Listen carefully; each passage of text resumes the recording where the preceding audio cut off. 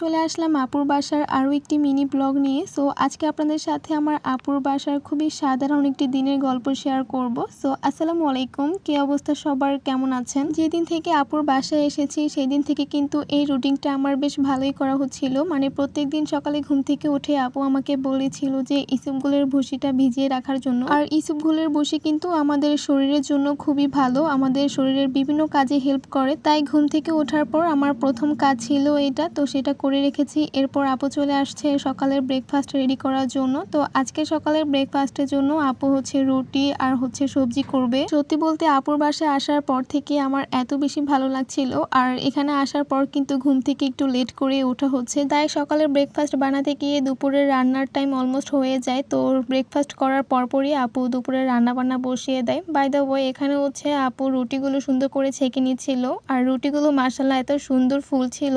আসলে দুই বোন যখন একই মেন্টালিটির হয় তখন কিন্তু কাজ করতেও অনেক বেশি ভালো লাগে, কখন যে টাইম চলে যায় বলাই যায় না। আর আজকেও ঠিক আমরা এমনই করছিলাম। যদিও আপু যখনই রান্নাঘরে আসে আমি আপুর সাথে সাথে চলে আসি, আপু কাজ করে, আমি বসে বসে আপুর সাথে গল্প করি। বাই দ্য ওয়ে গল্প করতে করতে এখানে আমাদের ব্রেকফাস্ট কিন্তু রেডি। তো এখানে রুটি নিয়েছি আর সাথে একটু সবজি নিয়েছিলাম। সবজিটা স্পেশালি এত বেশি মজার ছিল, আপুর হাতে সবজি অলওয়েজ অনেক বেশি টেস্ট হয়ে থাকে। তো দুই বোন মিলে কথা বলতে বলতে সকালের ব্রেকফাস্টটা কমপ্লিট করলাম। অ্যান্ড এখন দুপুরে রান্না বান্নার পালা। আপু ব্রেকফাস্ট করে কিন্তু রেস্টও নিতে পারেনি, একেবারে রান্নার কাজে চলে আসছে, কারণ আজকে অনেক বেশি লেট হয়ে গিয়েছিল। তো এখানে আজকে দুপুরে পোয়া মাছ রান্না করা হবে, মানে ভুনা করা হবে। তো যার কারণে আপু প্রথমে এগুলোকে একটু ফ্রাই করে নিচ্ছিল। আর সত্যি বলতে আমার কাছে যে কোনো মাছ রান্না করার আগে একটু ফ্রাই করে নিলে কিন্তু রান্না করার পর খেতে ভীষণ ভালো লাগে, সেটা যে কোনো মাছই হোক না কেন। তো আপুরাও কিন্তু সেম কাজটাই করে, তারা সবসময় মাছটাকে ফ্রাই করেই খায়। তো পোয়া মাছটাকে সুন্দর করে ফ্রাই করে নেওয়ার পর আপু এখানে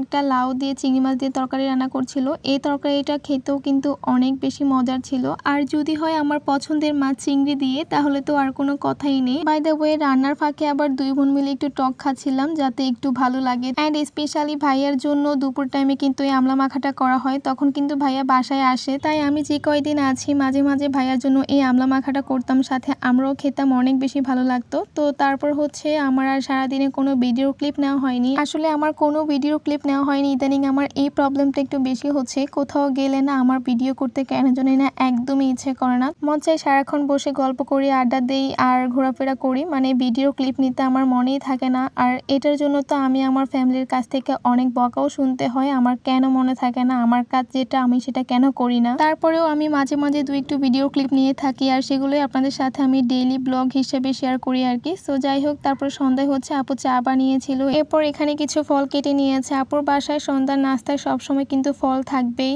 আর এখানে আঙ্গুর আর আপেল কেটে নিয়েছে। তো দুই বোন মিলে এখন জমিয়ে নাস্তা করব। আর সাথে আপুর হাতের এই মজাদার সেমাইটাও রান্না করেছে, সেমাইটা খেতে কিন্তু অনেক বেশি মজা হয়েছিল। তো যাই হোক, এই ছিল আমার আপুর বাসার আরো একটি মিনি ব্লগ। কেমন লাগলো অবশ্যই জানাবেন। আজকে ছিল এ পর্যন্তই, দেখা হয়ে যাবে আপুর বাসার অন্য একটি নেক্সট ভিডিওতে। আল্লাহ হাফেজ।